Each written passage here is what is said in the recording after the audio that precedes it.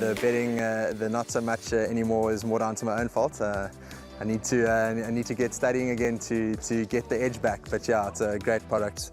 I love the exchange. It's really, in my opinion, one of the better bookmakers, if not the best bookmaker out there.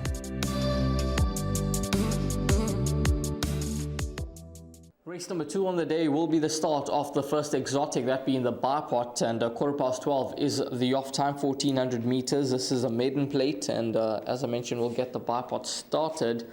We've got a rerun lined up for you, and then we've got a couple of interviews, so let's have a look at that. Plains, Radiant gets hooked out, got 4 or 5 to make up. Still Daring Dash as they pass the 200. Great Plains on the inside, Radiant towards the outside. It's still Daring Dash. Great Plains now putting in strong claim. Radiant's coming out for a run, but it's Great Plains over the last 100, and Great Plains has won it. Second, Radiant. Third place, Makazola, and fourth, perhaps, Daring Dash. Yeah, very nice horse, beautifully balanced horse.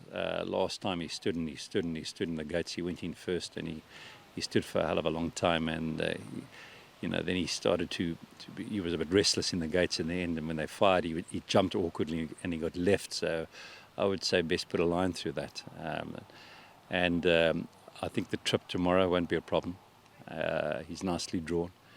And if he jumps on terms and he's in a comfortable position, he's also a horse I think will be right there at the finish. Probably need one more run just to bring him to where I want him to be. That experience, but he's a lovely horse and he's doing well. Yeah, we got French Flame.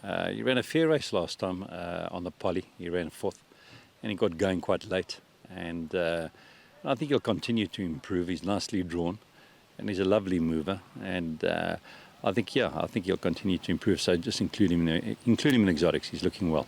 Silver Savage, yeah, he's finally strengthened up. His last 3 runs have been very good. Should have won last time out, other than them birds on the track. Going the 14, would have preferred to go up the straight, but there are no races for him. Got a bit of a wide draw, but he's got decent gate speed, and we'll look to get him to the front if we can. I think, obviously, with the 2-year-olds coming through, they're improving horses, but I'm sure he's got to be there or thereabouts on Saturday.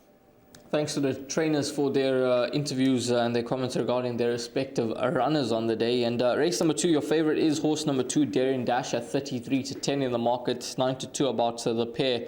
Number 4, French Flame, and number 7, Burning Man. It's 6-1 about Famous Warrior, Rototo, and then it's 7-1 and Better about those. Now, it's interesting that Craig Zaki has gone for number 1, Rich Folks Hoax, as opposed to number 4, French Flame.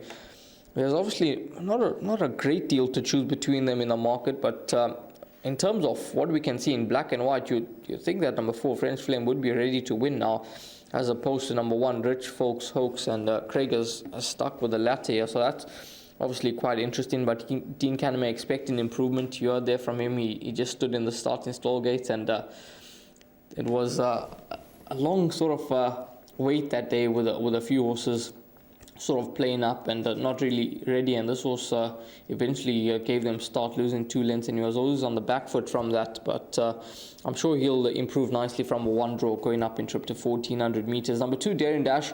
Now he's going to be the top choice for me in the race. Last time out he showed huge improvement when they took him off to the head of affairs, and he was shifting about I think it was more that he was tired than anything else over the final bit.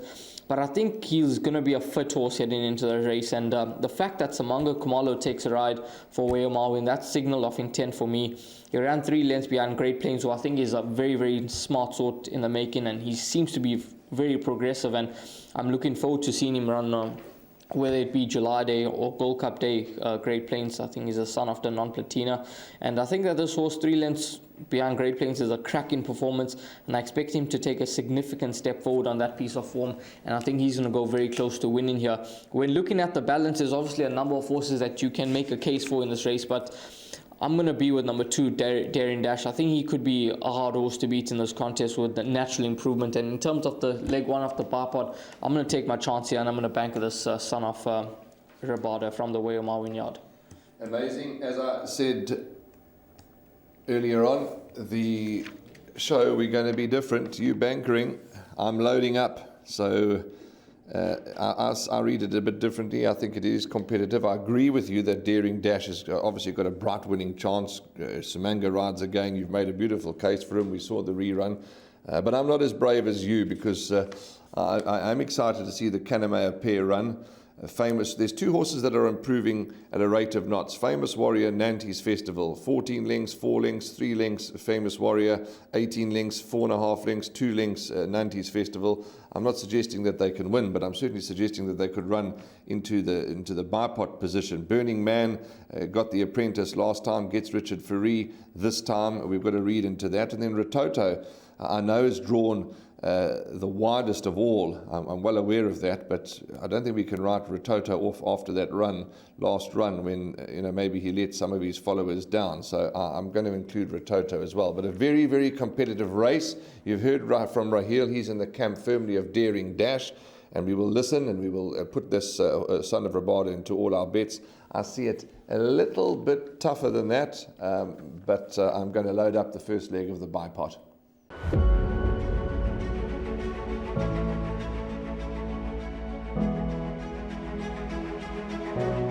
It's Donovan Everett from Cape Racing, and I'd just like to say it's an absolute pleasure to be involved with Intrabet and Cape Breeders in this golf day today here at Pearl Valley.